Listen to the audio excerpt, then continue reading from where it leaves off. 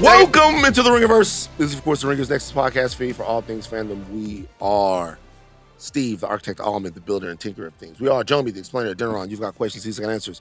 Old Man Van, here, the receding, resurgent hairline. Coke, Baby Chuck, the 24-karat closer. Together, we are known as the Midnight Boys.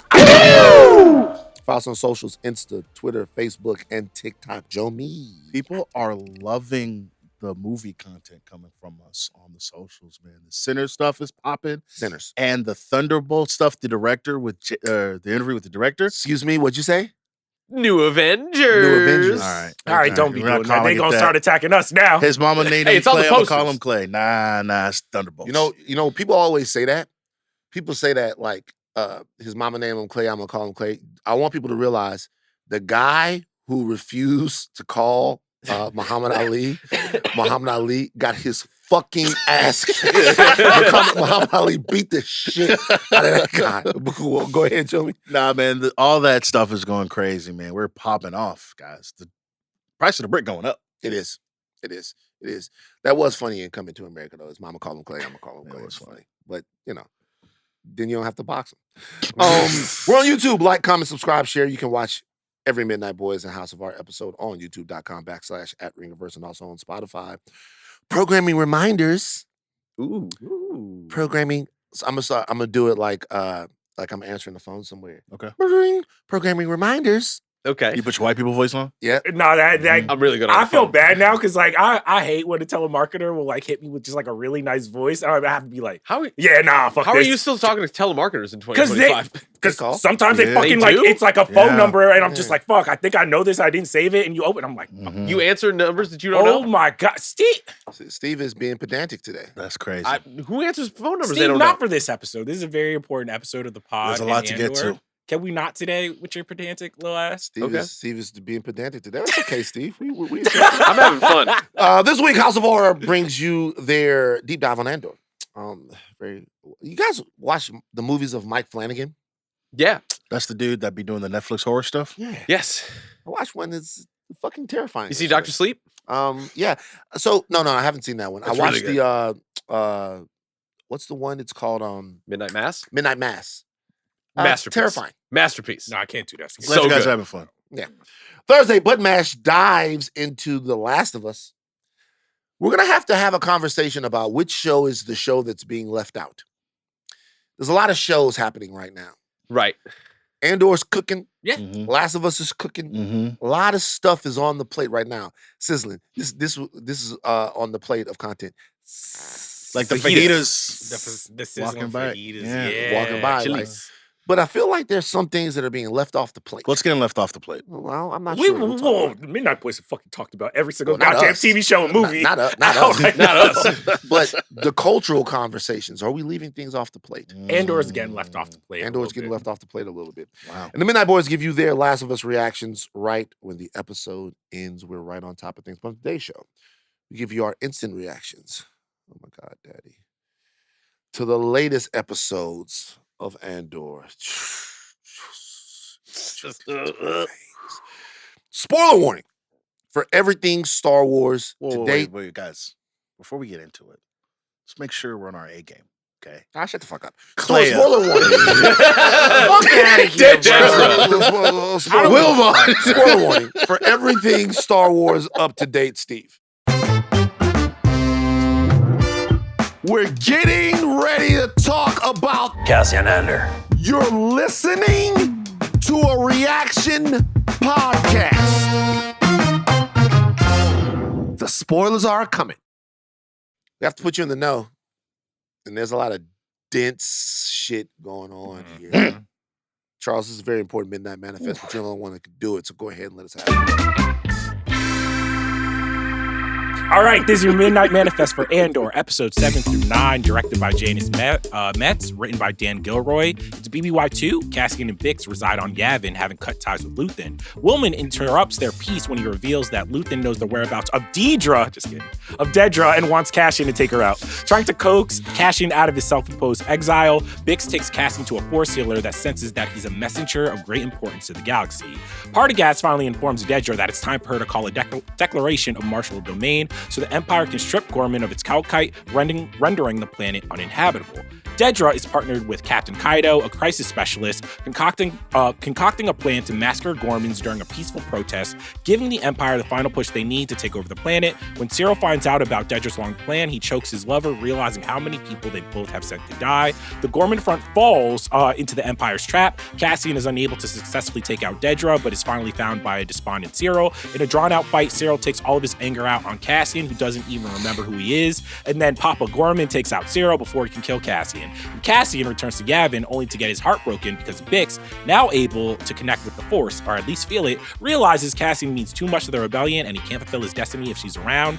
And then, last but certainly not least, Senate security is tracking Mon Mothma. Bail Organa tells the senator she needs to escape to Yavin to lead the rebels there, while he stays behind on Coruscant to buy her time. Lathan intercepts this plan to inform Mon that Bail's team responsible for getting her off planet has been compromised and she needs to follow a spy, aka Cassian, that he's sending to take her off planet. No longer able to trust Lathan and sure she'll end up like Takoma, Mothma delivers her speech announcing the Empire with not much of an extra strategy. Luckily, Cassian saves Mon from death, Imperial agents, and tells her to make all of this worth it. That has been your very long Midnight Manifest.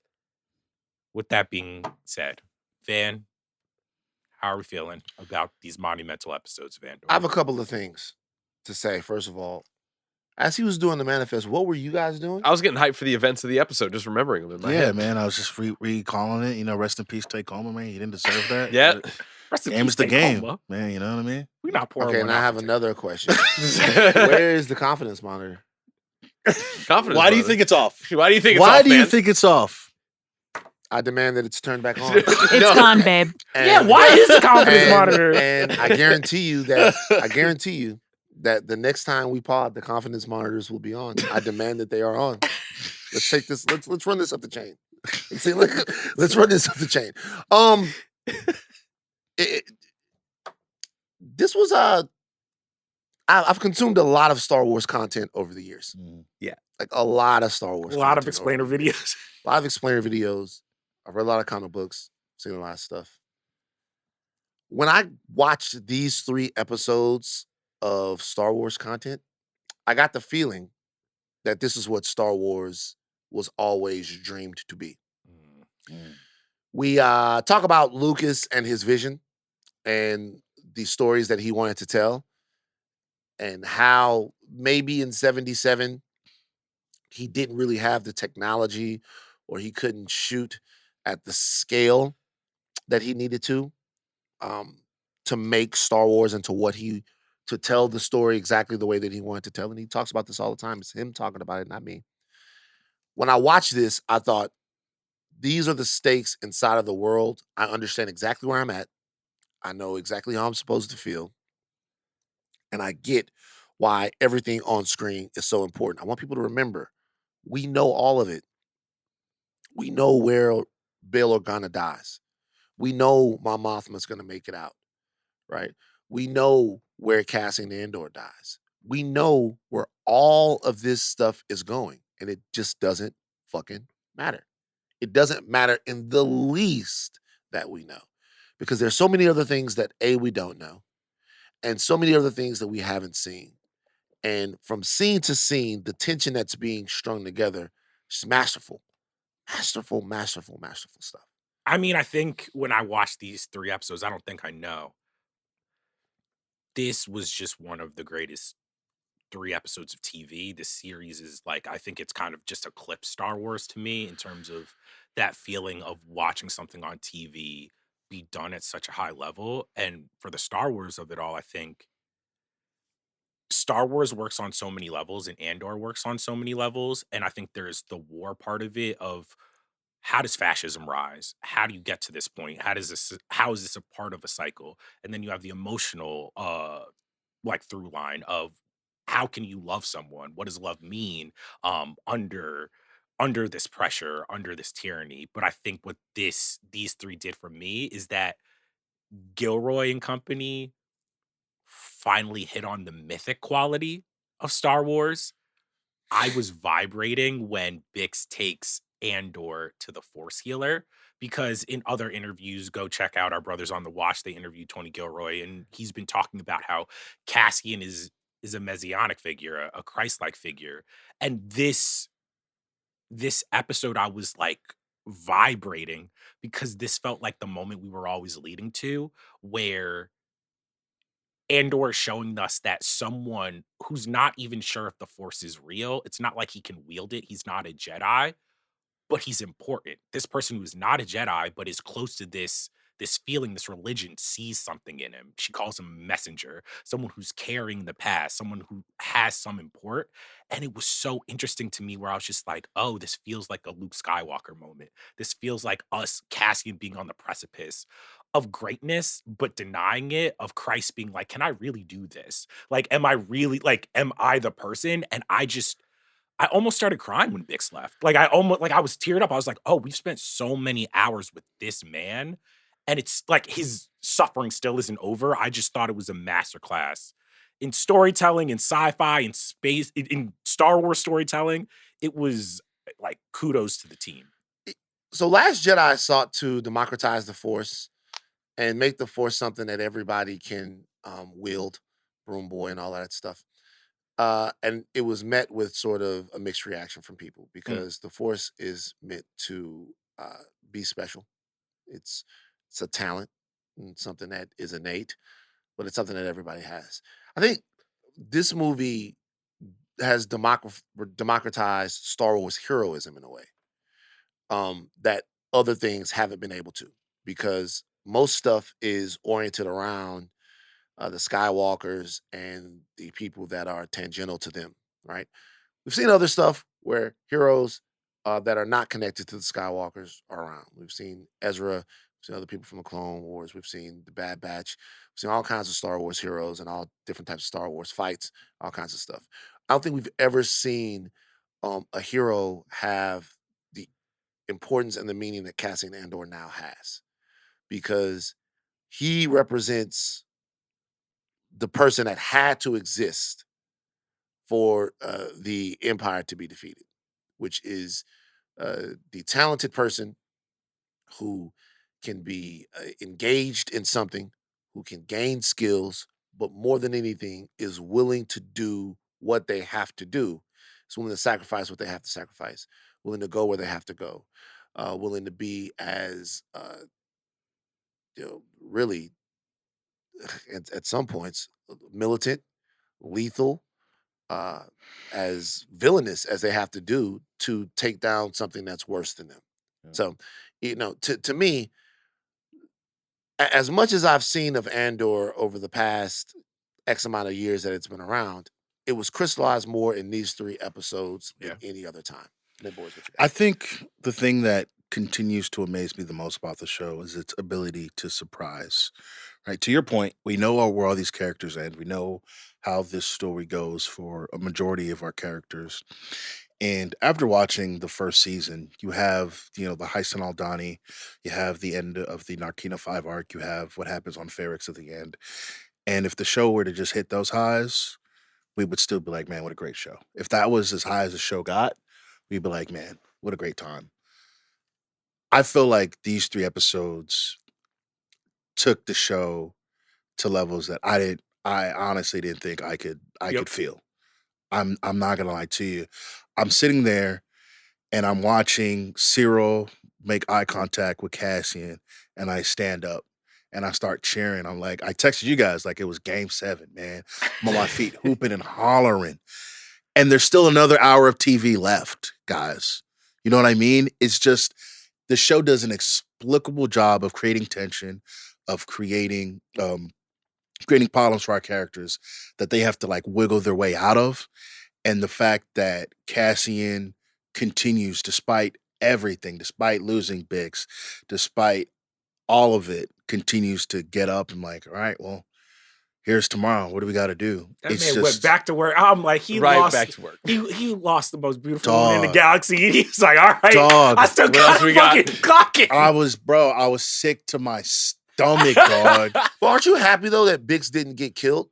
Because I know Bix wasn't around. I still don't know. We still got 3 hours. We still got 3 hours. We have 3 hours left. Oh man! But at least, because I was wondering, man, when is Bix gonna get I was about to say clapped. Stop. I don't want to say clapped. Don't like that. say that. But I'm like, the future's I'm gonna get my bitch back. Whoa. I was like, fuck the galaxy, bro. I was like, when is it gonna? But knowing that this was a decision that she made almost because she's been exposed to a greater world. Right. It's interesting. Steve, what you got? I'm grateful. I'm just so grateful that we get this. I feel like I'm also like in line with that Force healer at the beginning because like I don't get this that often. I don't get a clarity of purpose and vision from a show, let alone Star Wars, that is this pointed forward and this intentional and this like filled with purpose and poetry and beauty and absolute thrill that I can't feel anything but like this is the best that this property or storytelling in it has ever been. Ever? Kind of. This is the best Star Wars ever, you guys think? This could be. This really feels like it, if it isn't, I don't know what like can't be elevated to it. Besides Empire Strikes Back, I don't know what. It stands toe to toe to me. Yeah, we talked about it yesterday when we were talking about Tales of the Underworld and how like, you know, a lot of this stuff is we're so used to like the lightsabers and the Jedi and all this stuff, and it's kind of weird to see a Star Wars story without it. Because you see all of the things that like the grandiosity of the Skywalkers and like these gods fighting each other with big laser swords and using superpowers, and then you see the people that they affect and like the things that they symbolize, and these are the people that those things symbolize. And it's a guy going to a security checkpoint at work that wasn't there a year ago. And the next day his planet is going to be mined for dust. I think it's a harder curve to hit when you don't have the lightsabers, you don't have the Jedi, you don't have the Skywalker name. And that's what makes Andor so impressive. It's like a dude from a movie that we saw one time. And we're like, man, this is really cool. And now his backstory fleshed out is some of the most important and great storytelling, not only in Star Wars, but just in, you know, the history of I mean, the reason why I would say outside probably of like Empire, why I think Andor is going to go down is just the best thing that Star Wars has ever done is this is the rare property where basically I think a problem that Star Wars has is that we're going to fall in love with Darth Vader. We're going to fall in love with Maul. We're going to fall in love with these characters who have done reprehensible things because they're so cool and so much the story feels like they're almost trying to tell you, like, well, they're not that bad. And I'm like, well, Anakin was like a genocidal maniac. Like, he was that bad, but also we have to sell a lot of toys. What Andor does, which I find so incredible, is like, take Cyril. When Cyril chokes Dedra, in that moment, I'm just like, wait, I don't think he cares about Gorman this much. And he's a monster because he's like, finally, you're just like, oh, this is what I've been doing. So it's like, it's this weird balancing act where the show is just like, we're not going to make Cyril into a hero. He's always been a monster. We're going to show you that not only is he going to commit this violence against this woman, but like he was so dumb that the wool could be pulled over his eyes. And then the Greek tragedy of it all is that at the end, when he finally gets the thing he wants, Cassian looks at him and is just like, who the fuck are you? Yeah. And I'm just like, that's why I think like Andor, it's a lot easier for me sometimes to take it more seriously than like The Rise of Skywalker, because it's like, oh, I guess what's his face is good now and they're gonna kiss. And I'm just like, sometimes to me, I'm like, Star Wars like undermines the fact of how bad the Empire is, how truly gross and all-encompassing something like fascism can be. And Andor is, when you were saying like a clarity of purpose, to me, it's always going down that like, no, Dedra's a monster, Cyril's a monster. These people aren't going to wake up one day and just... But also they're fallible. But they're not monsters, though. So they're not. I mean, so it's interesting when you plot all that out. It's hard to make Vader not a monster because he's killed hundreds of thousands of people. Yeah. It's actually easy to make Cyril not a monster because he's not. He's not. Cyril's not a monster at all. Cyril is, the fact that he even reacts when he realizes that he's been duped is proof that he's not. Oh, I disagree. Oh, let's talk about it. So Cyril thinks that he is doing one thing. He thinks that he is doing something that's, if not noble, vital and useful, which is monitoring Gore for outside agitators. He then realizes that that's not what he's doing. That what he's doing is positioning Gore to be genocided by the Empire so that they can extract resources from the planet. The moment that he realizes that, he freaks out. He freaks out because he's not a monster. He freaks out because that is something that a monster would do. A monster would be like, oh, well, there are 800,000 people living on this planet. We need what they have out of the earth. So let's just kill them all and take it. Like that's what we have to do. When he realizes what he's party to, he's literally in the middle of it and he's looking around and he's watching people get shot with blaster bolts and all of this stuff. And he says, I was doing something here for outside agitators. When he's choking her, he goes, they need what's in the ground here. That's what freaks him out. He is a villain, but not a monster. But so this is where I push back.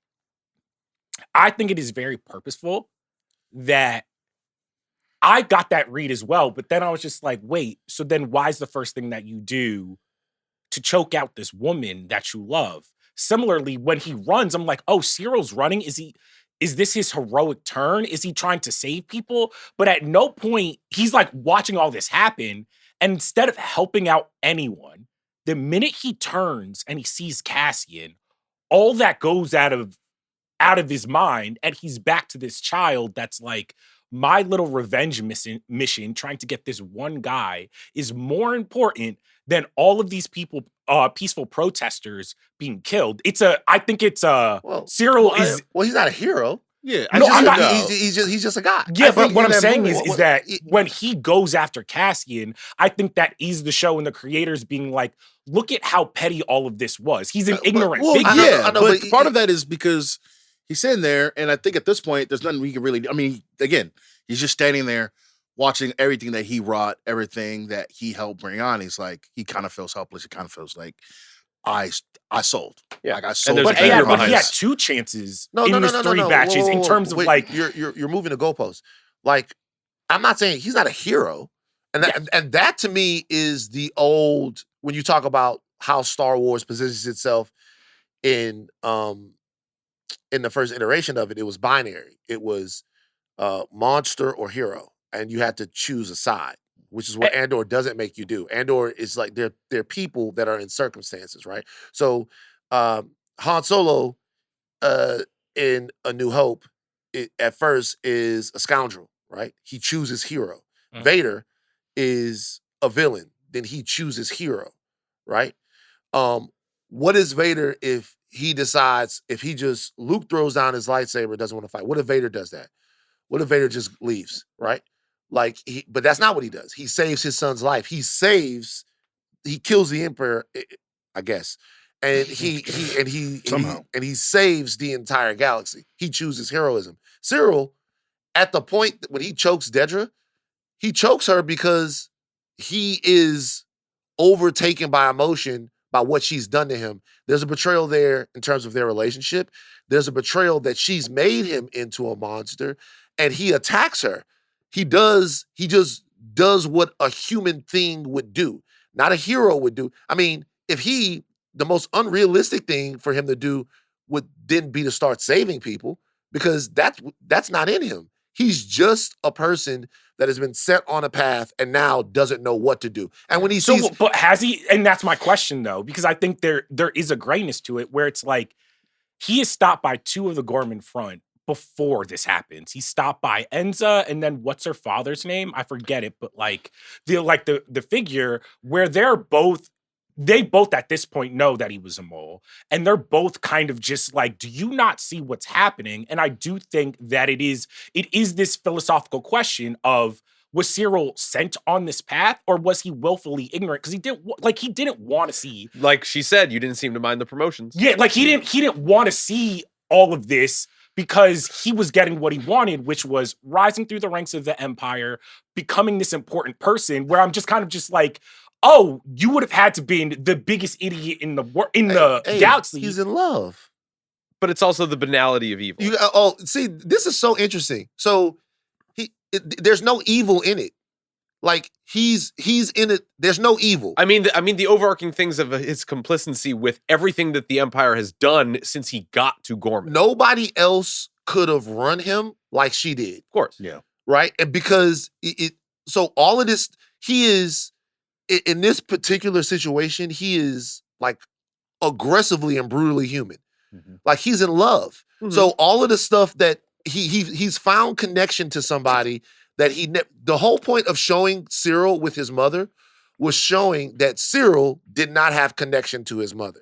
That there was no one that protected Cyril, that there was no one that looked out for Cyril. Wait, but you think he loved, do you think that, because it's interesting, I took it as Cyril loved the idea of the Empire and him ascending through those ranks. And his importance. His importance to this more than he loved Dedra. And Dedra, similarly, like when push came to shove, she chose her job, she chose duty, she chose rising through the ranks over Cyril. And the tragedy of them is them both realizing in the same moment that, oh, we didn't actually choose each other when push came to shove. We chose what we were sold. Like, that's how I read it. Well, he didn't get a chance to choose anything. Yeah. Well, kind of Well, did. 'cause He did all those things for her. Yeah, but again, he didn't have to be a mole. But guys, we know he was getting set up. We know he was getting slutted out. Like, we know that for a fact. He thought he was just reporting intelligence on the insurgents. Turns out, but he chose to do that. Yes, but not to murder a whole planet. Right. Yeah. So he didn't. So this is so interesting. The reason he actually is upset because he didn't have a choice. Like he chose to do things, but how can I put this? He chose to do things for reasons that were false. Yeah, but like I choose to come into work today to make podcasts. I don't choose what my boss's boss does with the money that I make from that labor. What if it turns out that you're making podcasts for some reason, right? Mm-hmm. So that those podcasts can be taken and indoctrinate young children to work in mines. Then I would feel the type of way about that. Right. But exactly. you didn't have a choice about it. Right? Exactly. And then who would you be upset at? You would be upset at the people that you trusted that put you in that position. You'd be upset at the people who know what's happening, who lied to you to get you to do something that you didn't know that you were doing. Mm-hmm. And the deeper the relationship that you had with those people, the madder you would be. Mm-hmm. So if that person was Aleya or me, you'd be pretty pissed off. Right. But if it was your mom Mm-hmm. or if it was your girl who knew that they were leveraging the relationship that they had with you to get you to do something terrible that you wouldn't do. Now you are fucking destroyed, right? And it's interesting when we have this conversation about Cyril and Dedra because this is what the show is about. Oh yeah, no, This it's like this is exactly the type of talk we should be having. On the other side of things, like Lathan is trying to tell people, don't do that. Mm-hmm. Like Lathan is trying on the other side of things. Lathan is trying to tell them your connections to all of these people. He actually tells Cassian. He says, "I'm a soldier," and he goes, "I'm asking you to think like a leader, because if you think like a leader, you know some people have to be used, some people have to be sacrificed." That's why he tells Cinta that, or when they have the conversation, Vel and Cinta, he's like, "We're better apart." Right. Yeah. So some people have to be used, some people have to be sacrificed. He says, "What if Gorman burns?" He says, "Then it will burn really brightly." Right? And so for Cyril's like, I'm looking around and I thought I was actually helping the Empire. He might have even thought that he was helping the Gore, because he might have thought that there were outside agitators that were going to come to Gore and put those people in a position that they didn't really want to be in. And that's why he gets slapped. Because they were being whipped up. Yeah. And so he might have thought he was helping everyone, but he wasn't. But once again, it goes back to what Dedra told him. Like, you didn't mind as long as you were getting paid, as long as the promotions were there. And when I say monster, I think like Lathan has had to become a monster. I don't mean, same thing with Cassian. When I say this, it's like there's a level of, it's so funny. But Lathan knows one thing. Lathan knows everything. Cyril knows nothing. But here's the thing. I think what makes Cassian and Cyril such interesting foils is that Cassian at every single point is looking for more information. He is looking for the truth or his truth. His mantra of these 3 episodes where I make my own decisions. I make my own decisions. And I think that was a very clear delineation of the thing that the tragedy of Cyril is that everything that somebody tells him, he believes at face value. He believes the propaganda. He believes in the empire.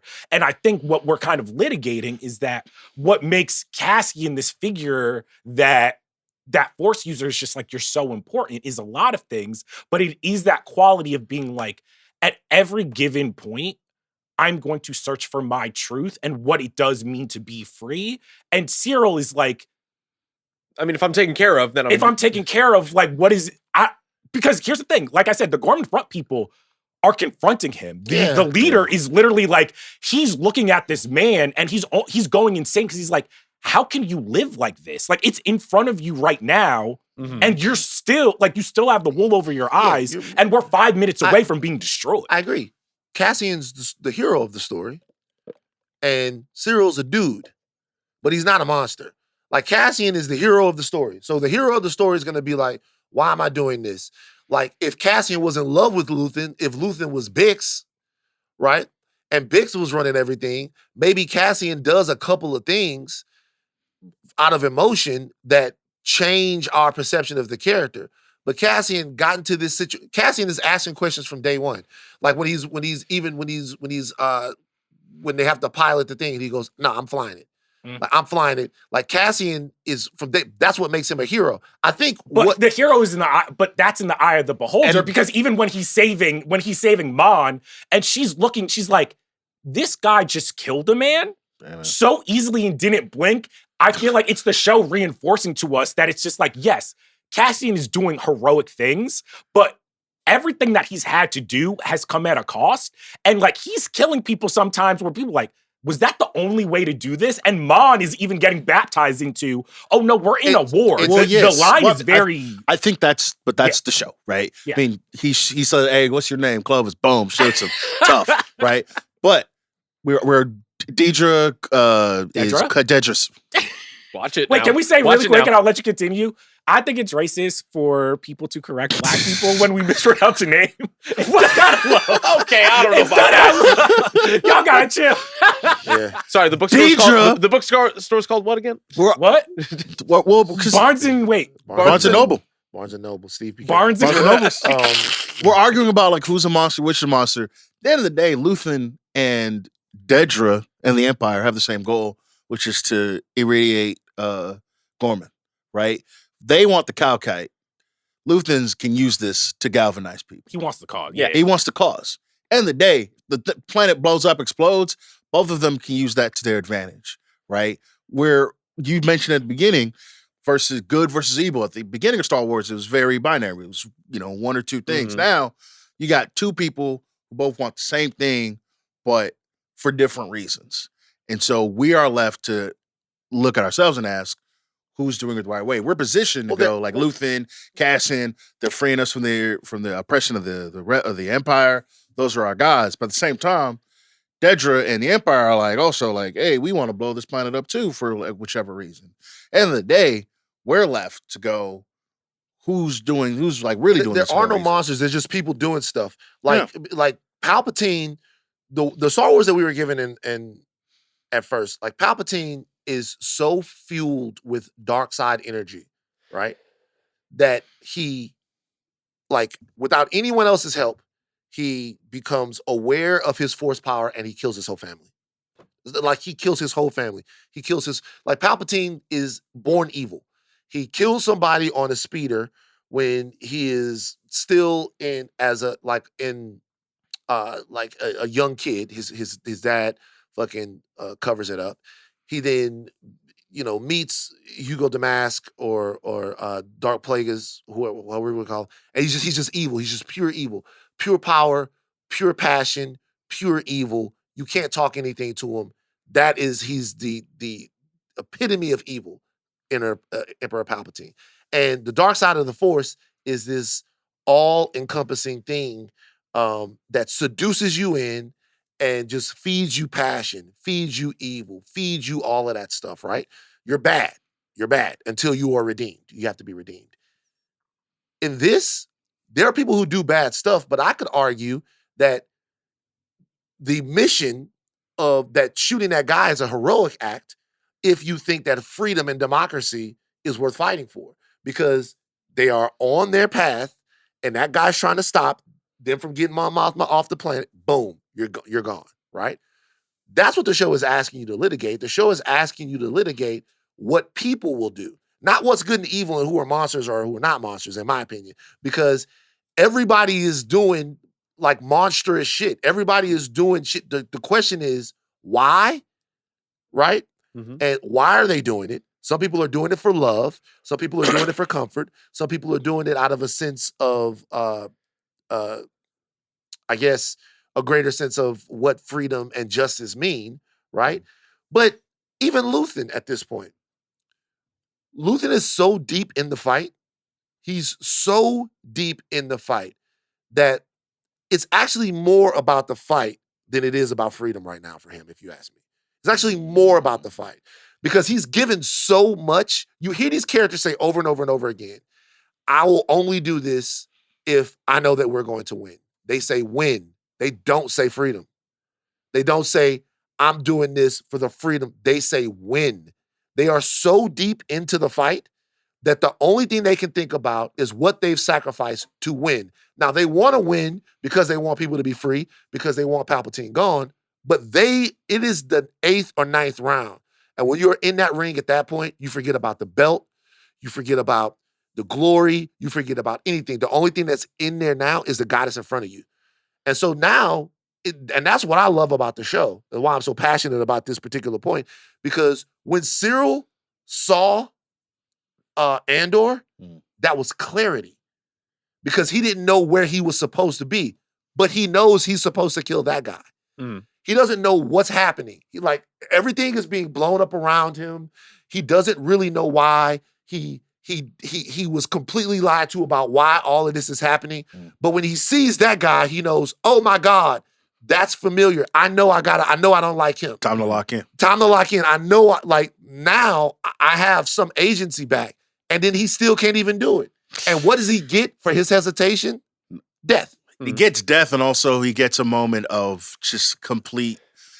It was all a lie. I'm not gonna sit here and say I feel bad for Cyril because I felt terrible for him. I don't feel terrible. But when, I mean, first of all, that whole scene crazy. Again, I'm That standing was one of the up. best fights I've ever seen. I'm like you in the office. I just be shadow boxing. I'm like, left hook, jab, uppercut. He was going When he hit him crazy. in the back with that little pillar thing, Dude, just an incredible fight scene. And then Cyril's got him dead to rights.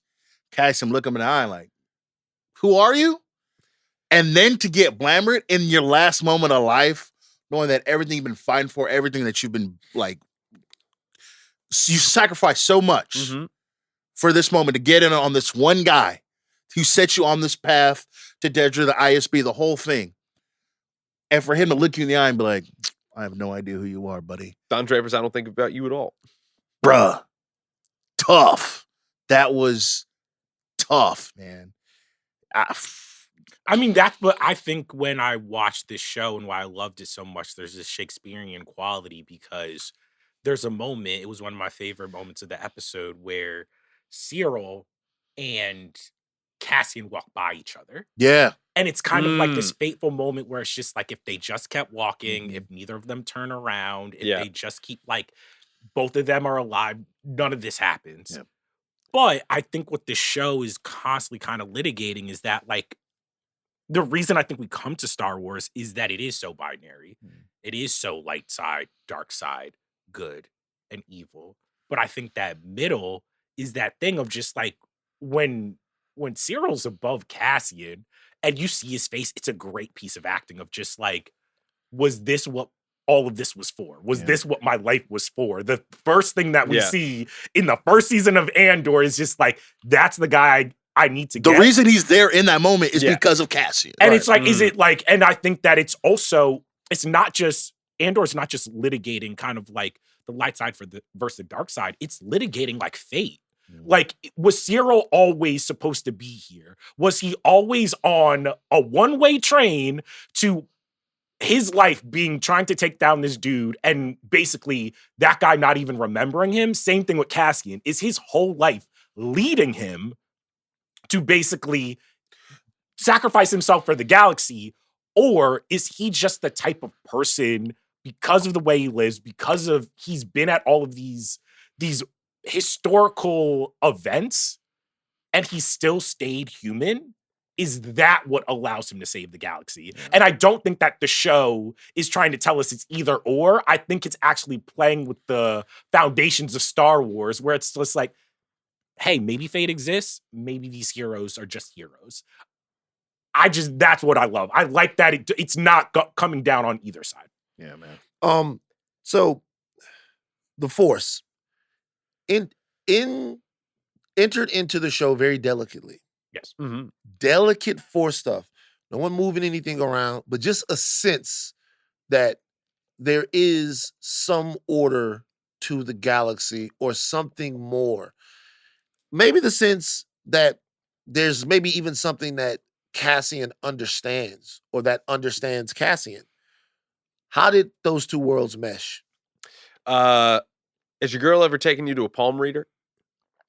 I don't deal with devil worshippers. Okay. I was gonna say. So that's probably what Cassian's attitude was. So I don't, you know what I mean? So it's like, my people don't really fuck with that. That's not really wrong, man. Yeah. A devil worshiper. So, but what if I told you that there was like an all-seeing, all-knowing force that, can have Could healing she heal my properties back? Because if my back starts feeling better, I'm like, okay. Yeah. It's kind of like how we, if Bix was like, yo, I'm going to take you to the guy, he got the Ouija board out. Sure. Cassian's like, nah. Baby, you're an Aries and I'm a Gemini. That's why I got to choose the revolution over you. Nah, so man. we got to end this. No. I mean, I'm not there. But I wonder though, she's healed other people, right? Yeah. So then at some point you got to try it, right? I mean, well, to answer your first question though, I think what was so beautiful about that scene and Cassian's arc in this 3 episodes is that he's struggling with PTSD in his own way. He's struggling with, I feel like Tony Gilroy, Dan Gilroy, all the writers, especially in this trio of episodes, were like, how do we wrap our arms around the fact that Cassian has now been a part of some of the most historical moments of this war?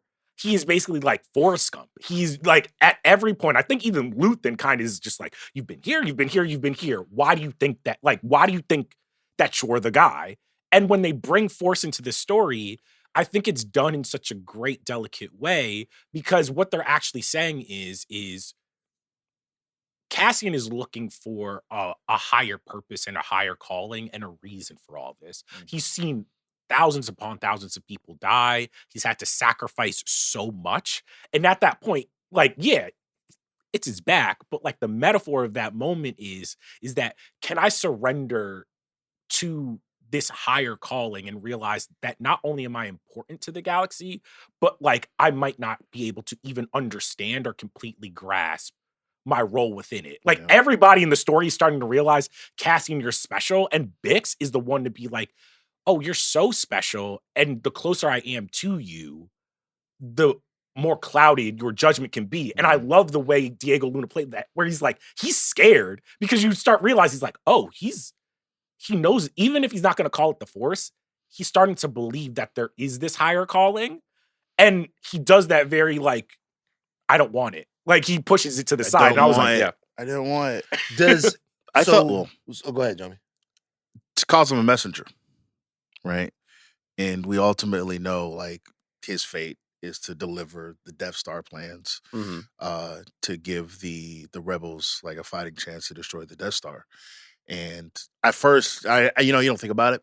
I'm like, yeah, she's giving them, and then you're like, oh, like it kind of comes around when Bix is saying goodbye, and you're like, I flash back in my head to what she meant when she told him in the beginning of episode 7. And I'm like, like it's really all coming together, man. Like we're really like going to the end of this journey, and to know that Force healer saw what we're gonna see at the end of Rogue One, and have this guy deliver the plans, but also, sacrifice his life for the Empire. It's just really sombering and like, man, damn. It's also very poetic because you can take that literally, but you can also take it as like, what is Cassian's ultimate message to the Empire? And it's kind of the will of the many. Well, a message to the Empire, but also a message to the rebels. Yeah. Right? Like, who do we want to be, to your guys' point? Like, he's becoming important. He's becoming somebody that people are looking up to. When people look up to you, what do you tell them? People ask you for advice, and people are like, hey, Cassian, bro, how do I do this? How do I become, how do I get where you are? How do you deliver that message to keep people going, to empower people? It's not something that, like, at least in this Cassian that we know at this moment can do, but we know that Andor, he can rally people. He can be a force that people get behind.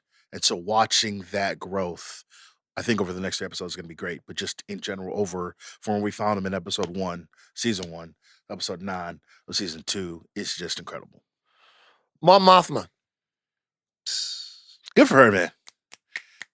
Good for Mon Mothma. Great shit. Dumbest shit alive. Like, Stop. when they was like, I love that episode. The episode was perfect. But when they was trying to do the shit where they're just like, yeah, I'm delivering the speech, I'm like, get your white ass out of here, bro. Like, I was like, nah, bro. What are you talking about? When like the whole plan where it's just like Bail is like, yo, you're gonna make your speech and then you got to escape. I'm like, I know how those pods be working on the Senate floor. We might have to make this speech remote. Like, You can make it a Zoom call. we can make this a Zoom call, bro. Like Lau from Because it's like you got to from like, Dark park Knight? the thing. You gotta float out. I was just like, how are they gonna save it It from does this suck one? that you got to float out to the center and then come And back then after when all thing that. closes behind her, it's like, Yeah. damn, man, you fucked. It's like by the time A New Hope comes around, Palpatine has dissolved the Senate. Yes. Yes. Right? He's like, no more. I'm not. I playing am with the y'all. Senate. I am the Senate.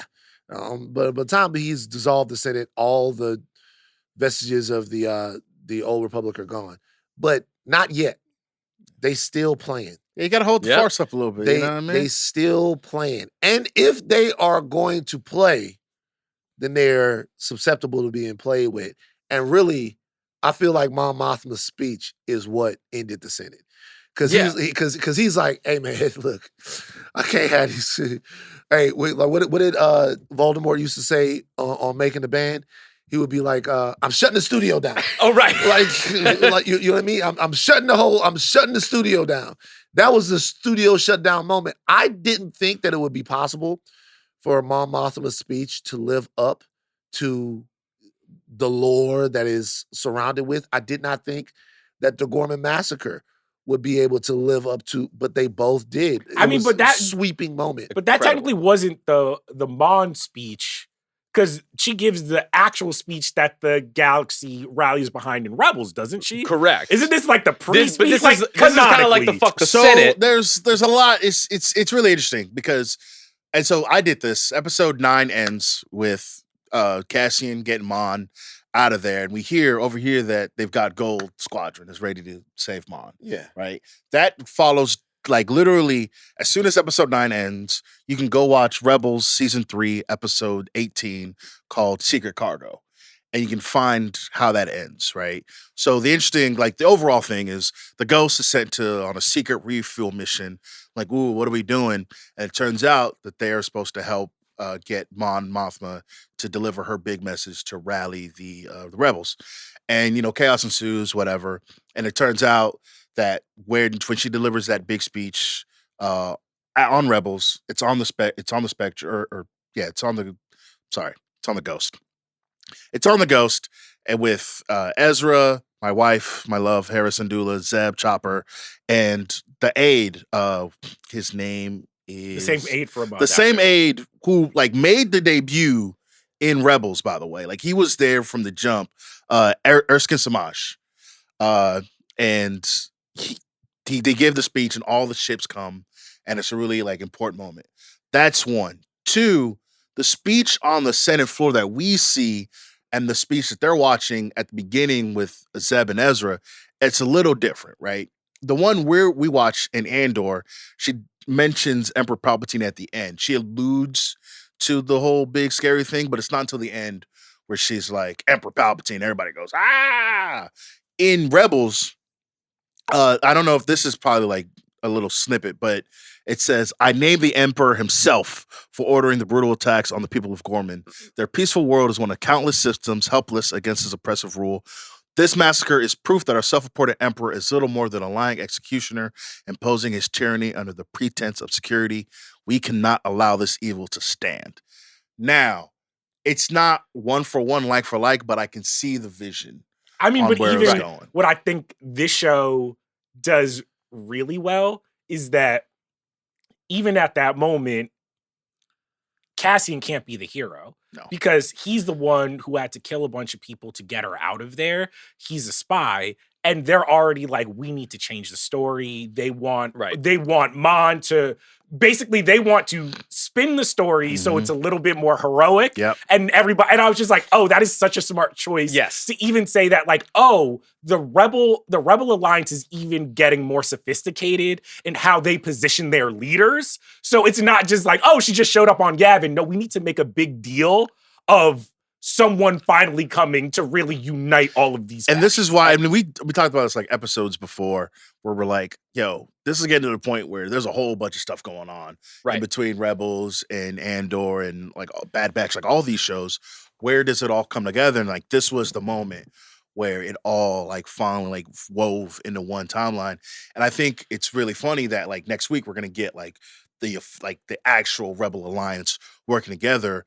And if you're not locked in on Rebels, you wouldn't know that like she gave like the definitive speech to unite all the Rebel sects under one umbrella, under one roof in Rebels. Like, if you're listening to this, you haven't watched at least that episode of Rebels, I would say watch the whole show. But go after episode 9, watch season 3, episode 18, and then watch the next episode because it's got my guy AP5, shout out, and then watch the next episode. Because it's twin sons. And if you know, you know. Which is why she was so important. It was like, if we lose her, the whole thing falls apart. Yes. Which is, it feels very interesting because Mon Mothma, almost this entire show, up until this very moment, has been like slowly trying to be the most diplomatic and like clawing into like, what kind of like power can I still grab in this Senate that's essentially like a stooge kangaroo court just for the Empire. She still partly believes in it. And she still kind of does. And even it's shown when she's escorted out under like somebody else's gun that kills several people on the way out to be thinking that like, oh, this is what I was positioning myself for this whole time.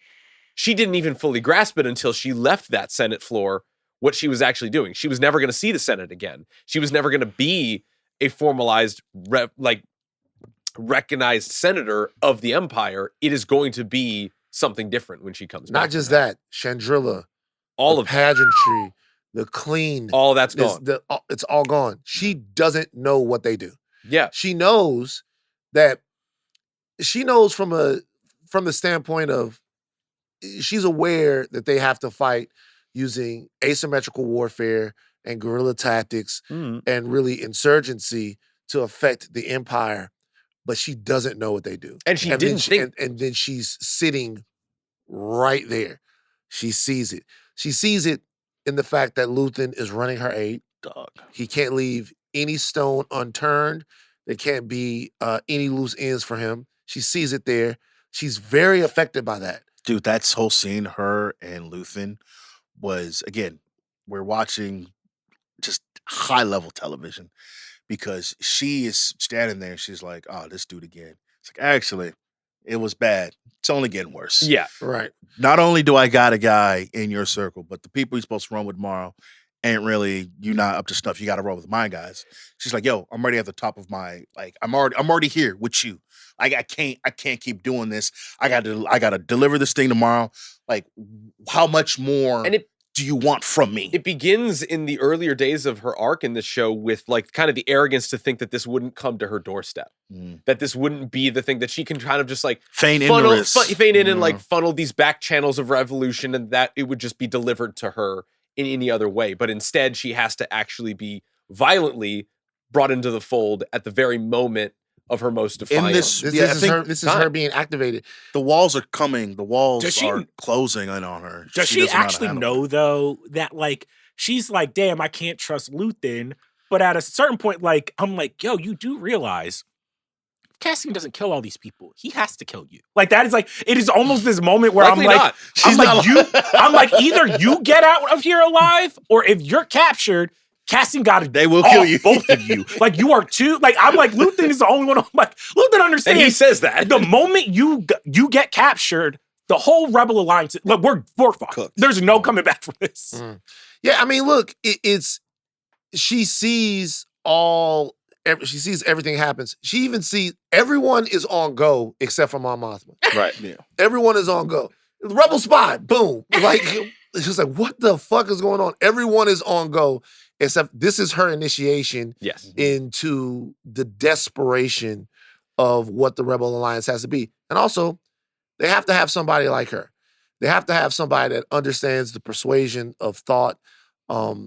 They have to have somebody who understands how to be a leader and rally people around. Yeah. And they also have to have someone that people can go to and say, you know, after this is over, that person can be someone that we can organize a government around, right? Yeah. Because when you have all of these scruffy rebels, this is true with a lot of rebellions.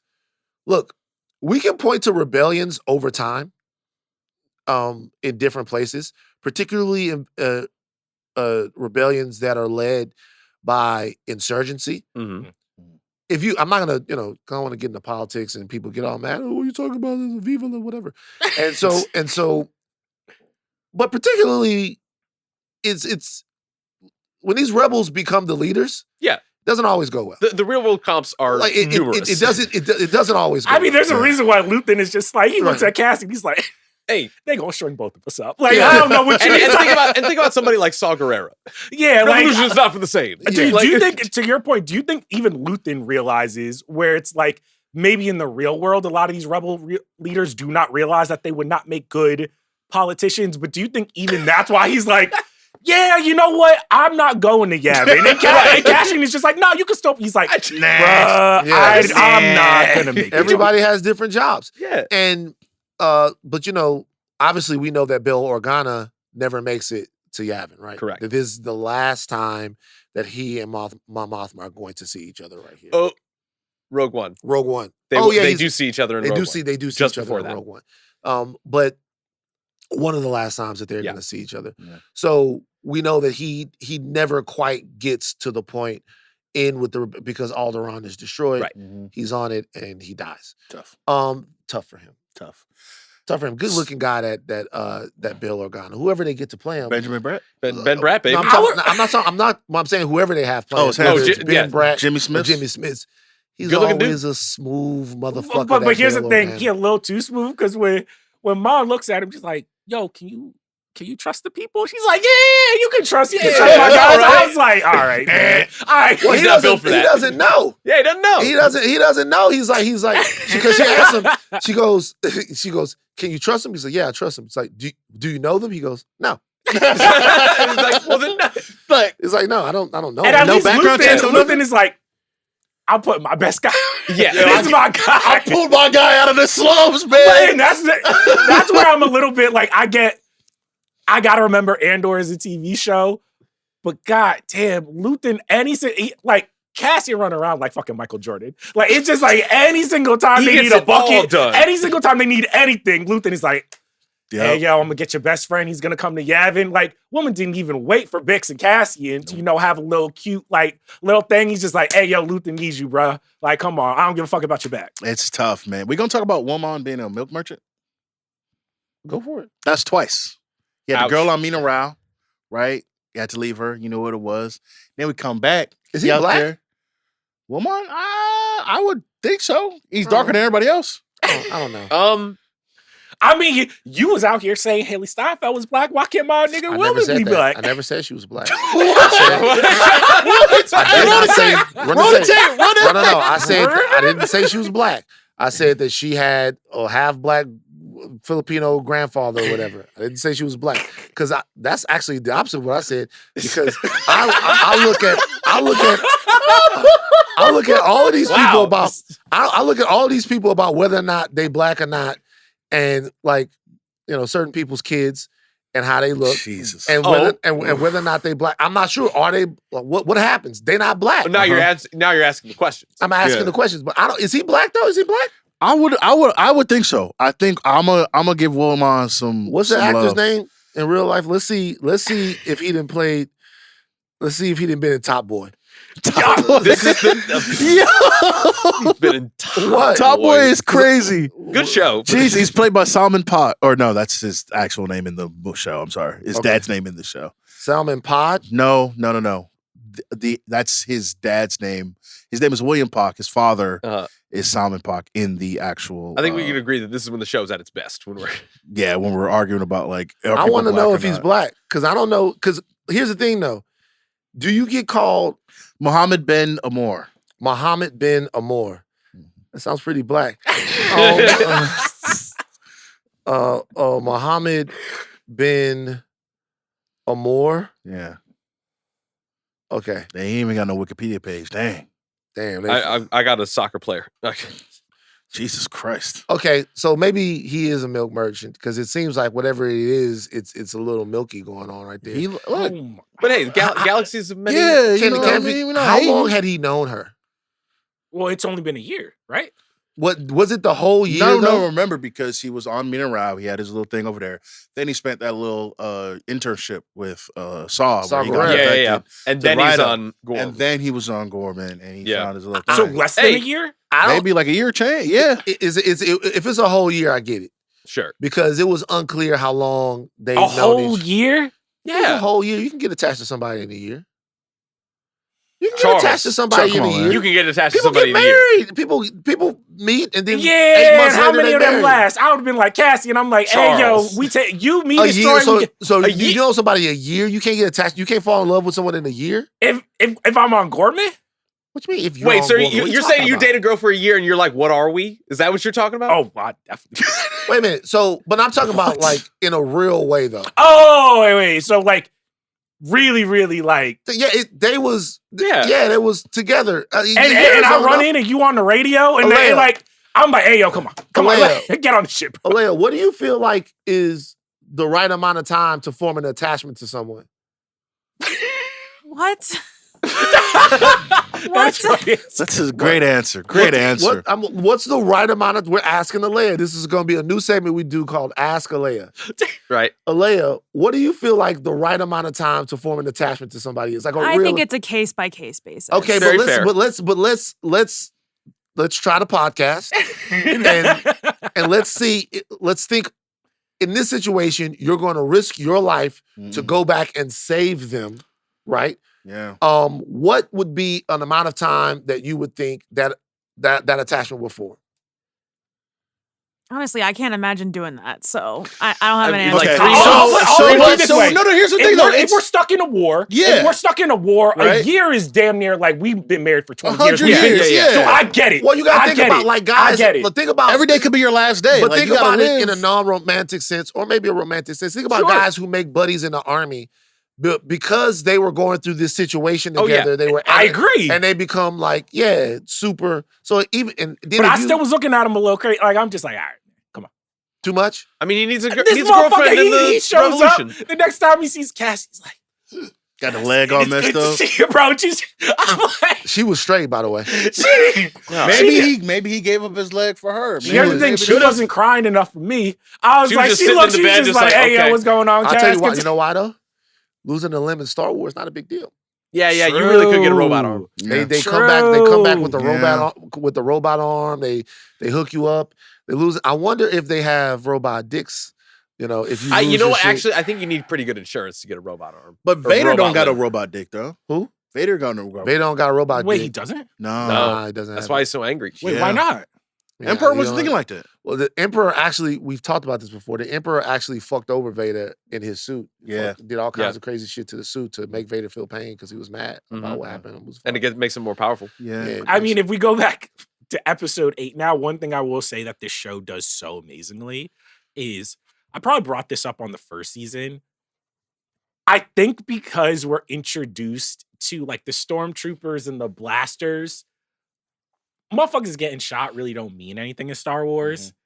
When people were getting shot in the plaza, I was like, what the fuck is like it just when Cyril gets shot in the head, when the Gorman front, when they start losing each other. I mean, that entire sequence, like from beginning to end, like when they start going to the plaza and they're yelling about Free Gorman, and then they start singing the national anthem. And my first thought, because I'm a soccer fan, is like, man, that'd be great if they had a World Cup. You can hear that little thing. I was thinking Les Mis. Like, I wonder what the Alderaan. I wonder what the Alderaan national anthem is. But they're like they've come together. There's a unity, and then Dedra makes the call. Hey, light them up, and you see like the sniper, and he doesn't aim at the Gormans. He aims at the Empire to get it popping. And here's the thing: they kept being like, everybody kept telling them, "Hey, yo, I don't know where you got these Imperial soldiers. They look like fucking jokers. These kids, jobbers, and man. everybody was just like, dude, you fucking chop, shut the fuck up." And I was just like, oh, they setting up the little hole. Exactly. I knew the play already. It's on purpose. You said these little inexperienced guys, they get shot, then they just start firing, and it's like, Not to bring the real world into it, but I was just like, don't tell me you gonna bring in these GEDs, the fucking cadets who never had a gun in their hand and put them up against easy the trigger fingers. I was like, man. So the blaster bolts in Andor are aggressive. They sound. I'm like, when they hit you, and Rogue One 2 is like the Star Wars blaster bolts are almost cute. Well, because they got lightsabers. We're not worried about that. But the blaster bolts in this motherfucker they coming for motherfucking damage. Actually, you want to know which? I will say in The Force Awakens, when Kylo Ren steps off and like the blast, I was just like, oh, why can't it always kind of be like this? Oh, you mean why can't the Jedi stop the blaster bolts? No, but like the blaster bolt, like it looks like it has that feeling of just like, oh, this is heavy. This is like a bullet. It could kill. Like, can we talk about that for a second? So, this is one of my biggest issues with the sequel trilogy, which should be decanonized. So he does that, right? Yeah. Yeah. And you think this is a motherfucker right here. Yeah. Yeah. This nigga is the nigga of niggas. Right? He about to be a motherfucking crazy. This motherfucker stopping black. I ain't never seen no shit like that before. You stop the blaster bolt, you know what I'm saying? I mean, in Legends, they're doing all kinds of crazy shit. Yeah. Luke rip a planet in half or whatever. Wait, Luke but rips a planet? He doesn't rip a planet in half, but some of Luke's feats in Legends are ridiculous. That's right. Yeah, it's Luke, crazy. Luke gets too bad it's not canon. Luke, whatever, fuck you. Luke gets to a point. Luke gets to a point in Legends where he's just doing all kinds of stuff. He's merged. He's Neo. He's merged with the Force. And like one time, they're having a food fight in the new Jedi food hall. And Luke walks in and stops all of the food at the same time, just to show them. Wait, what? I promise you. You're fucking what? I promise you, bro.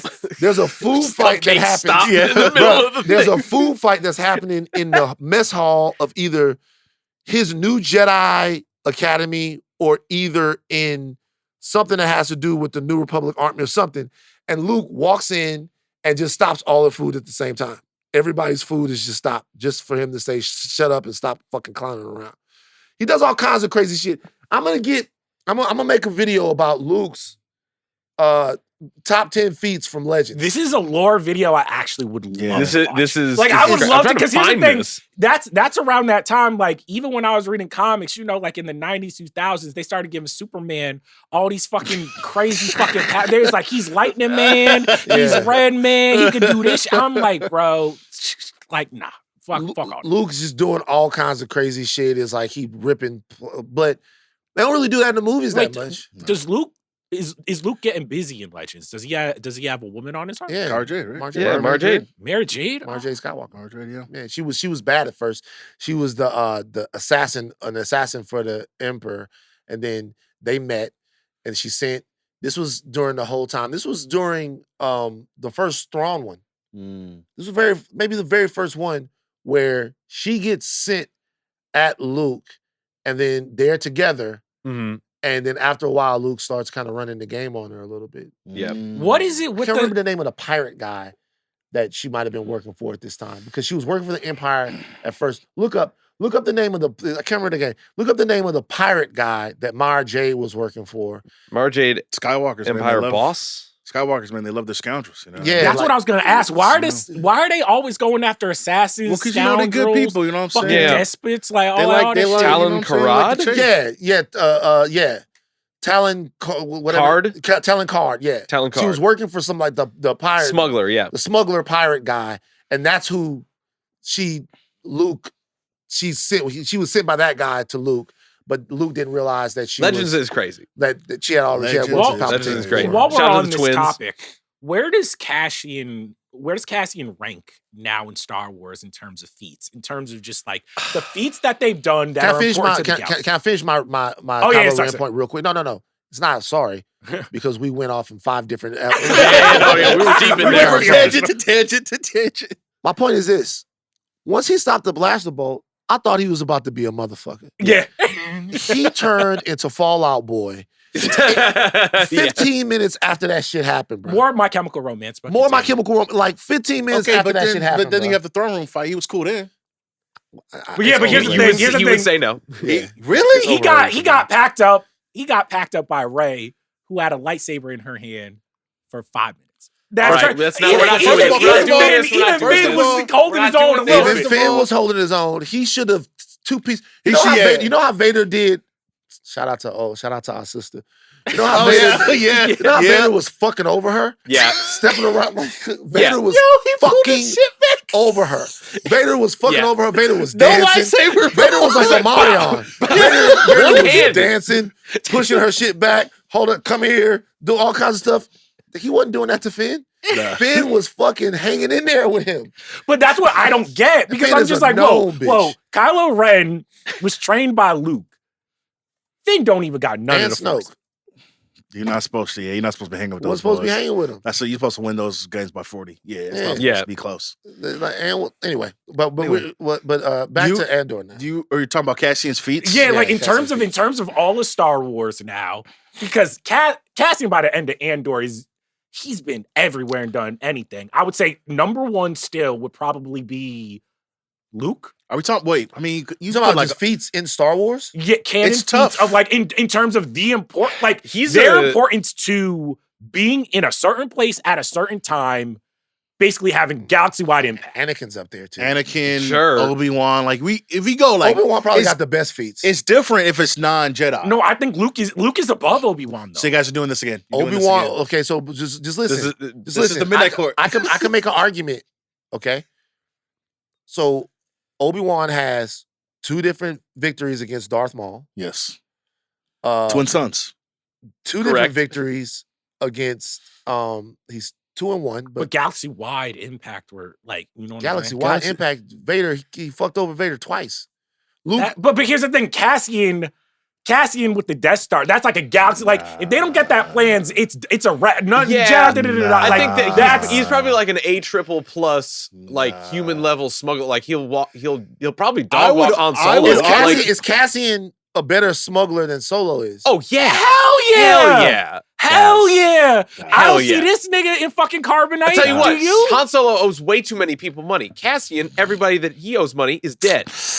I'll just say this. I would draft Cassian over Han. So Easy. Solo has galaxy-wide feats though. Solo. the Solo. Wait, so you're taking Solo- Han? You're taking so- Han over Cassian? Solo destroyed. Really, Solo 2 Death destroyed Stars. 2 Death Stars. That's such No, a no, cop no, out. no, no, no, no, He did. We're not giving Han that. He No, did. no, He no. did. Really I'll destroyed. give him. He I'll give him. destroyed. That's not- no. I'll I'll give him the first one. one. I'll Give give the him first one. one. What about the fucking? He second wasn't one? on He has Andor. He has the fucking. He had the. No, I'll give him. I'll give No, him. that's what I Andor. mean. That's what I mean that But one. he had to blow up the fucking thing to get the other Death Stars. Yeah, but he And was guess giving what? And guess alley-oop what? to Luke on None that of other these one. motherfuckers would be there without Cassian getting that shit in blood, Nah, bro. come on. I get it. Come on, man. Cassian is over Han at this point. That's I don't think I he can't is. co-sign that. I can't co-sign All right, that. because guess what? Cassian didn't fucking birth the Antichrist. You know what I'm saying? Well, I mean, That's fair. Cassian.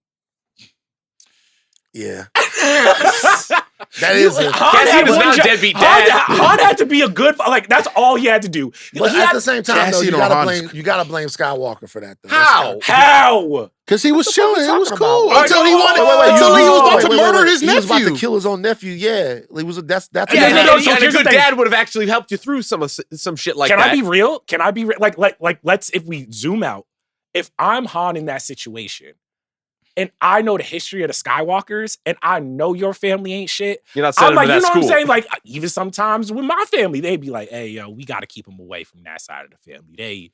They ain't got their shit Yeah, but then your together. wife is like, why would you send him leave to him alone with school. Luke? You know what I'm saying? This is good points because you got to do the Jedi thing. This is what I would say. And I'd be on the planet being like, hey, All yo, right, Luke. okay. Yeah. Okay. Who's a better pilot? Solo or Cassian Andor? I would say Han probably. So Han's a better pilot. Yeah. Okay. Who's a better asset to the rebellion? I would say Cassian. They can't really control Han. You Han really be- can't. Han He's a be- liability. At Han be a some point. liability at some points. I don't know, man. Hold on, man. Let me get done all the time. Let me get 18 episodes of Han Solo, man. Okay, we did that and it didn't work. I like that movie. After. Look, let's really think about this. Let's not Midnight Boys it. Let's actually think about this. Wow. I mean, like, that's the thing. The only thing that you can possibly get Andor on is probably thinking with his heart too much, and Bix fixed that problem for him. But I feel like we're underrating We Solo. are underrating Solo. Absolutely. But in terms of like He's a general. importance, He's a general in the rebellion. That was a promotion from shit that he just did one time. and also that was Wait a minute, in the war. What the fuck? but are you also doing? like if your main boo thing is like Princess Leia, I'm not really giving you that. You know what I'm saying? Yeah. So you think he saved Skywalker's life? All right, Cassian saves the fucking galaxy. I don't like. No, I'm saying, what? Hold on. Indirectly. Indirectly. Indirectly.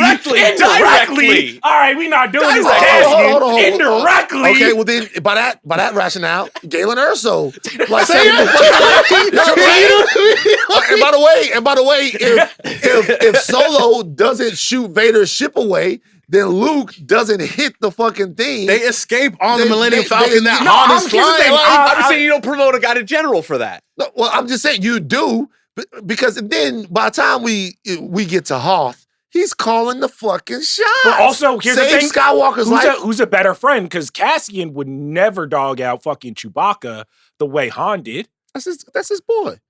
You do that shit to these niggas. What? Yeah, I'm getting a medal. Steve is. We the all true- getting medals. That's true. We all getting medals. That's true. That's Yeah. true. And I'm not not- a smaller medal. Chewbacca the same was size literally medal. standing there the whole After I'm time. dead, you can Didn't pull- say nothing. You know what's funny about the? You pull the medal off my corpse and give it to What was Chewbacca. funny about the Star Wars rewatchables with Bill and them? Bill brought up the Chewbacca medal thing like no one had ever considered it before. Did anybody catch this? Bill brought up. Did anybody see the Chewbacca? Bill didn't brought get a up the medal? Chewbacca medal thing like no one has ever talked about it. He was like, Chewbacca, they're giving out medals at the end, and we were like, it was just, it was We've been funny. arguing about it for decades. Seriously, We've been here since 77. you know what I'm saying? He's never been on Wikipedia. He's never watched a It YouTube was Star so Wars. hilarious. He never watched Family Guy. That's so like great. nothing. Shout It was out to like Bill. you know, like when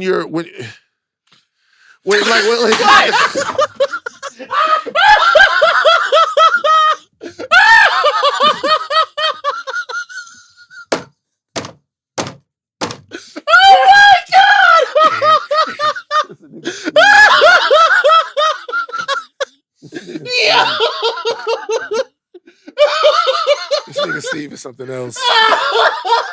This nigga Steve is something else, bro. He don't need a shout out, bro. A nigga's up like He's coming up. You he's know? up like 200 million shout outs. Steve said you're not catching me. No, sir. I'm telling you, he don't need a shout out. Bro. He's straight. Yeah, he's coming up. He's doing Oh good my things. God. Uh, Hey, two things because we got to get out of here at some point. A lot of Star Wars talk. I have a lot of fun. K2SO. oh, K2SO. We finally get Yeah, I'll talk about K2SO. We've been K2SO. waiting for K2SO for a minute. I mean, we knew that Alan Tudyk was coming back for this season, but I loved his relationship, obviously, with Cassian in the movie. And so, like, at the end, you know, he's lost Bix, who I do want to get back to later. And we finally hear the voice come out of him. I was like, oh, man, it's means something to me, man. I can't wait. I can't wait. But here's the thing too. It was so cold. Cassian just got his heart broken. They like, all right, we got goggles. He's like, fuck your goggles, give me the gun. And he's just like, wake him up. He doesn't care anymore. He's like, wake the motherfucker up. Like, I'm like, Cassian, can you like chill? Nah. No, he just Gun got it in him. Smart. Because K2SO was fucking people up. Did you guys see when he kicked the barrier? Bro. Somebody, but smart on Cassian's part. Cassian looked at him like the Emperor looked at a young Anakin Skywalker. Like, and was like, I gotta take great interest in you. K2SO was fucking people. He took old girl. Terrifying, bro. Yeet. And she was dead on impact. I forgot how much damage they can do, man. He was handling business. And last, so when I first watched Bix say goodbye to Cassian, I thought, first of all, I was sad. I was like, it's kind of a sucks as a way to like write off a character, right? Just be like, yo, if I'm here, you can't do what you're supposed to do. I'm out of here. Peace. I thought, like, again, at first I was like, it's kind of sucks. But the more I thought about it, I thought about her conversation with Vel. Where Vel was like, I'm here to talk to you. What can we do to get Cassian a lock-in? Yeah. Because it seems like he's not all the way here. And she realizes once he gets back, and he's like, yo, we got to go. I'm done. It's us. And she's like, oh, you can't do what you need to do if I'm around. Like, fundamentally. Sacrifice she had to make for the rebellion. Exactly. I'm the person who, when you think of me, you think of a different life. You think of something outside the rebellion. Can't have that. This is bigger than me. This is bigger than all of us. If I'm here and you're still thinking about what happens outside, then it's never going to get done, right? But the thing that hurts the most, and this is why I got emotional. I didn't cry, but I was like, this is tough because she's talking about when it's all over, when we win, we can be together. It's going to be great. And we know that that's not how that ends. Yeah, because he was on the beach with Jen Erso. They didn't kiss, man. He spent his last moments. But she was told cool. the Force healer, I don't remember a time when I didn't know. Dog. Yeah, I'll be honest too. I don't know if I like how the show. We got 3 episodes left. I think Bix might have been the most underserved. Where it's like, story-wise, I love where it ended. Yeah. But this season, I just feel a lot of it was kind of like leading to this point where Bix kind of has to do this big sacrifice. And it makes sense. But I was just like, I feel like Bix could have gotten a little bit more. I mean, but it's either she disappears or she dies, right? It's one or the other. She might still die. We got 3 episodes. You're absolutely correct. But I'm interested to see, like, I mean, we're not going to get a big spinoff. This is a lot going on. But knowing Bix as a older Jedi. That's what I'm Bix as saying. a Bix as okay, but did she run? Bix as an older Jedi being trained. That would be fun. Because I didn't have that same thought process. I just thought, like, hey, it's been a minute. It's not that she's feeling the Force, but that she's feeling something. Like, she's definitely emotionally, to me feeling the Force a little bit. Just like, I don't know if we're going to get more clarity on it. Yeah, maybe. But I felt like this was definitely them introducing the Force into things. But I think that this was actually them introducing not only the fact that Bix can feel the Force, but the fact that, like, I don't want to call Cassian Force sensitive, but I want to call him, like, at this point. But there's definitely, like, a higher calling of just, like, him realizing, like, oh, I'm touching something in the universe that's bigger than me. That was just like, whoa. All right. I am with the Force. The Force is with me. Oh, my Lord. How can we be? Come on, man. Kerm, did you hear that? Can we be? Come on, man. What are you doing? I'm bro? touching something in the universe that's bigger than me is fucking nuts. What do you mean? No, we have the context. Oh, my God. What you touching that's bigger than you? Dick. What do you want me to say? Like, what do you want me to say? What do you want me to say? Can we be serious?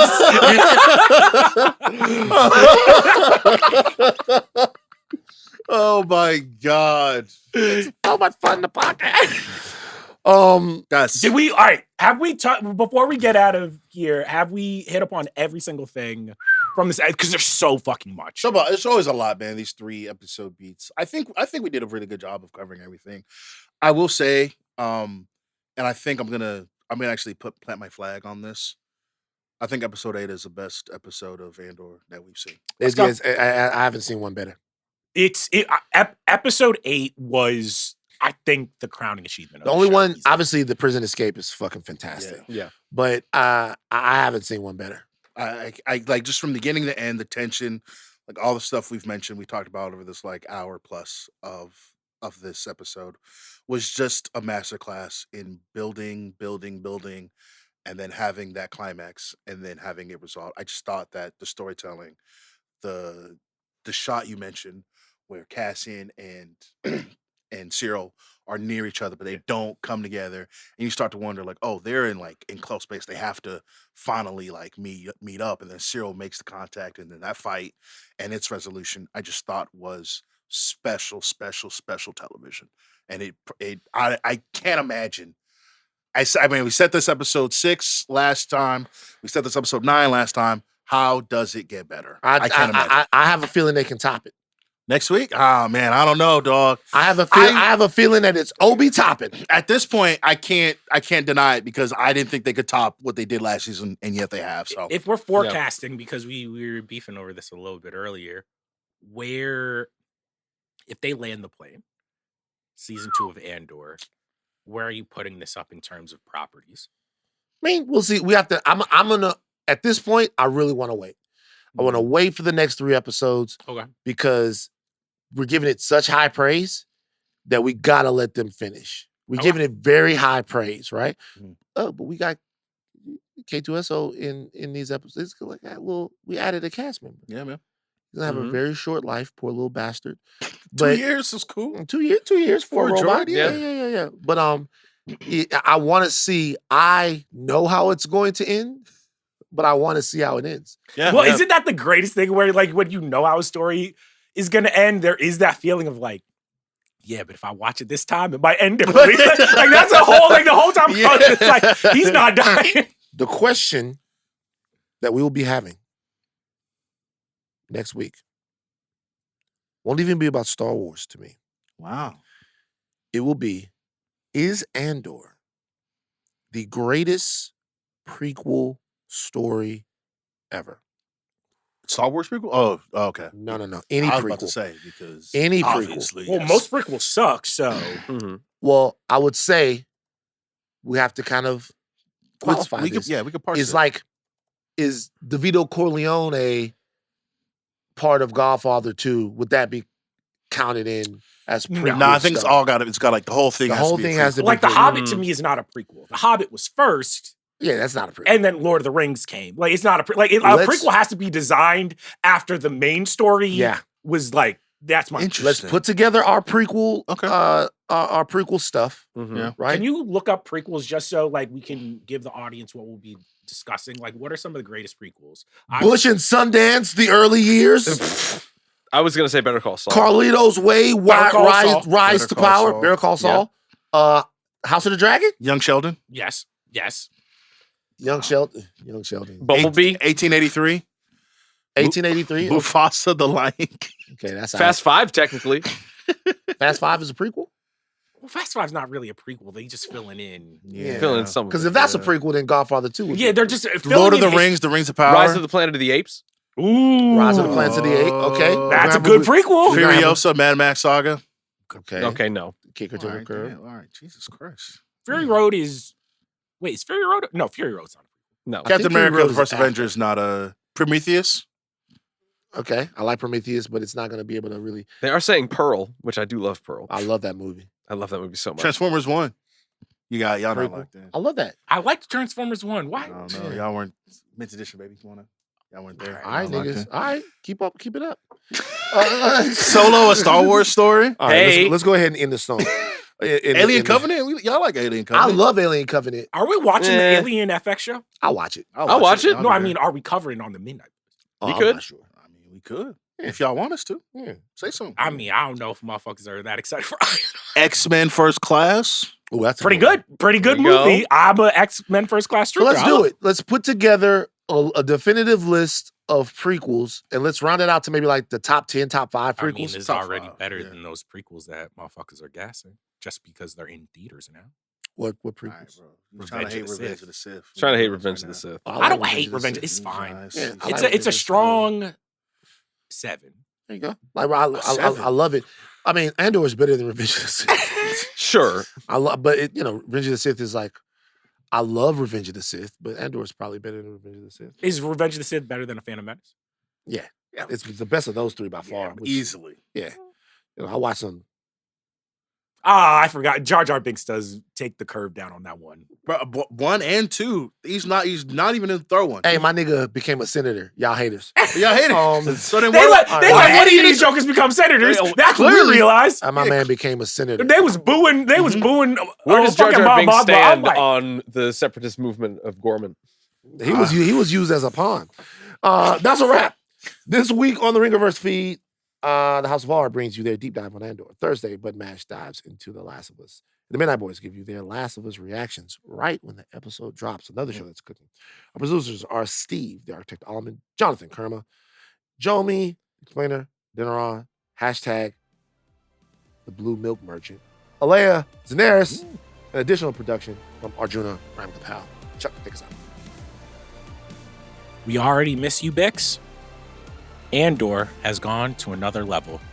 And did y'all know that Chewbacca didn't receive a medal?